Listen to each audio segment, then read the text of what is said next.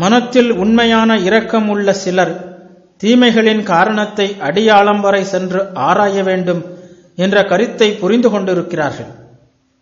இவர்கள்தான் மகான்கள். உலகத்தின் சிறந்த ஆச்சாரியர்கள் அனைவருமே தாங்கள் எதையும் அழிக்க வரவில்லை என்றும் நிறைவு செய்யவே வந்திருப்பதாகவும் கூறியுள்ளார்கள். இதை நீங்கள் நினைவில் வைத்துக் கொள்ள வேண்டும். பல நேரங்களில் இதனை மக்கள் புரிந்து கொள்ளவில்லை. அவர்களுடைய பொறுமையை கண்ட மக்கள் அவர்கள் வழக்கத்தில் உள்ள பிரபலமான கருத்துக்களோடு தகுதியற்ற விதத்தில் ஒத்துப்போகின்றனர் என்றே நினைத்தார்கள்.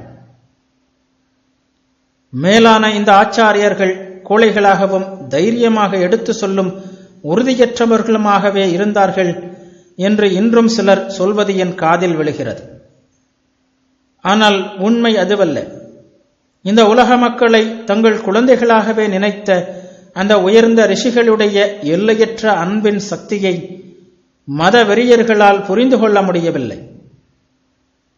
பொறுமையும் எல்லோரிடமும் இரக்கமும் நிறைந்த உண்மையான தந்தையாகவும் உண்மையான தெய்வமாகவும் அவர்கள் இருந்தார்கள். பொறுத்து கொள்ளவும் மன்னிக்கவும் அவர்கள் தயாராக இருந்தார்கள்.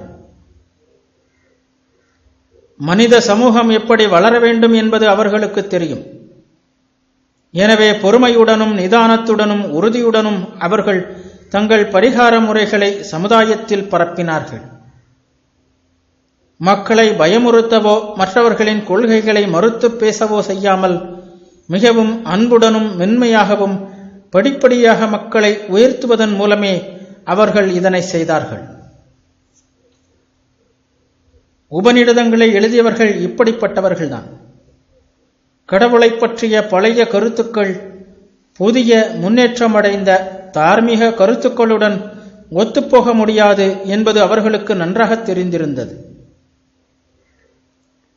நாத்திகர்களின் பிரச்சாரங்களில் பெருமளவு உண்மை நிறைந்திருக்கிறது. ஏன் உண்மை ஒளிவீசவே செய்கிறது என்பது அவர்களுக்கு நன்றாக தெரிந்திருந்தது.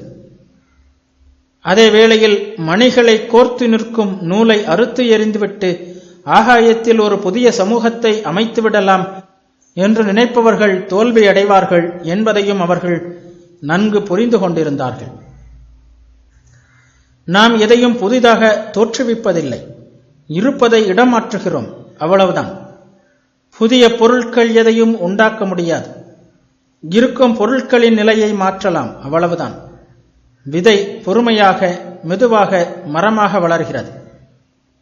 ஏற்கனவே இருக்கும் உண்மையை நிறைவு செய்வதற்கே நமது சக்திகளை நாம் செலுத்த வேண்டும், புதிய உண்மைகளை உண்டாக்குவதற்கு அல்ல. இவ்வாறு கடவுளை பற்றிய பழைய கருத்துக்கள் தற்காலத்துக்கு பொருந்தாதவை என்று மறுத்து பேசாமல் அவற்றிலுள்ள உண்மைகளை ஆராய்ந்து கண்டுபிடிப்பதற்கே பழங்கால ரிஷிகள் முயன்றார்கள். இதன் பலன்தான் வேதாந்த தத்துவம். பழைய பல்வேறு தெய்வங்கள் பிரபஞ்சத்தை ஆளும் ஒரே தெய்வம் போன்ற கருத்திலிருந்து நிர்குண பிரம்மம் என்ற மிக உயர்ந்த கருத்தை அவர்கள் கண்டுபிடித்தார்கள். பிரபஞ்சம் முழுவதிலும் ஒருமை நிறைந்திருப்பதை கண்டுபிடித்தார்கள். வேறுபாடுகள் நிறைந்த இந்த பிரபஞ்சத்தில் எல்லாவற்றுள்ளும் ஊடுருவி நிற்கும் ஒன்றை காண்பவன் யாரோ? மரணம் நிறைந்த இந்த உலகத்தில் முடிவற்ற வாழ்க்கையான ஒன்றை காண்பவன் யாரோ? அறியாமை நிறைந்த இந்த ஜட உலகத்தில் ஒளியாகவும் ஞானமாகவும் உள்ள ஒன்றை உணர்பவன் யாரோ அவனுக்கே அழியாத அமைதி கிட்டுகிறது. வேறு யாருக்கும் கிடைக்காது, கிடைக்கவே கிடைக்காது.